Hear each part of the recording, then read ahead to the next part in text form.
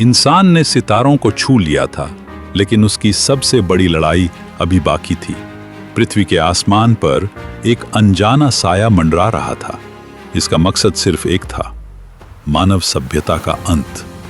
लेकिन हर अंधकार के बीच एक उम्मीद होती है। एक साधारण इंसान एक असाधारण मिशन के साथ समय, अंतरिक्ष और तकदीर के खिलाफ खड़ा होने वाला था। यह है एक ऐसी कहानी जहां विज्ञान और किस्मत टकराते हैं, जहां दोस्ती और बलिदान इंसानियत का असली चेहरा दिखाते हैं। तैयार हो जाइए एक ऐसे सफर के लिए जो आपको लेकर जाएगा सितारों से भी आगे। आरव 29 साल का एक सफल बिजनेसमैन था। उसकी जिंदगी बस मीटिंग, डील और ईमेल में सिमटी हुई थी। वो इतना सीरियस रहता कि लोग ऑफिस में उसे वॉकिंग डेडलाइन बुलाते थे। एक रात आरव अपनी कार से घर लौट रहा था। आसमान में अचानक हरी चमकदार रोशनी फैली और एक लड़की सड़क पर आ गिरी। आरव ब्रेक मारता है पर हल्का सा एक्सीडेंट हो जाता है। लड़की अजीब कपड़े पहने थी, उसकी आंखें हल्की चमक रही थीं। उसने खुद को लायरा कहा और बिना घबराए अपने हाथों से आरव का जख्म छूकर उसे ठीक कर दिया। आरव, ये तुमने कैसे किया? लायरा, ये तो हमारे प्लेनेट पर फर्स्ट एड है। इलाज करते वक्त लायरा का एक कीमती एनर्जी क्रिस्टल गलती से आरव के दिल में चला गया। ये वही चीज थी जिसकी मदद से वो अपने ग्रह वापस जा सकती थी। अब वो क्रिस्टल निकालना नामुमकिन था जब तक आरव जिंदा है।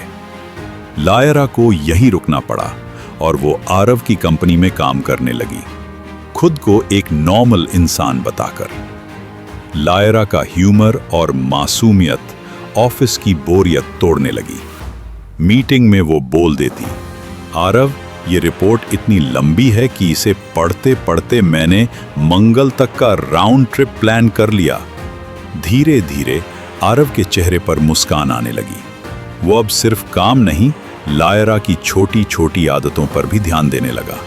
उसका चाय पीते वक्त हवा में देखते रहना, खिड़की से तारों को निहारना। लायरा को भी आरव की सख्त पर देखभाल करने वाली फितरत पसंद आने लगी। जब आरव बीमार पड़ा तो उसने उसकी देखभाल ऐसे की जैसे उसकी दुनिया उसी में हो। एक दिन बारिश में दोनों ऑफिस से लौट रहे थे। आरव ने मजाक में कहा, तुम जैसे हो लगता है किसी और दुनिया से आई हो। लायरा के दिल में चुभ गया, काश वो कह पाती कि ये सच है। एक शाम आरव ने लायरा को छत पर तारों की तरफ अजीब सा डिवाइस लिए देखा। लायरा की आंखों में आंसू थे। मुझे सच बताना होगा, मैं इस धरती की नहीं हूं।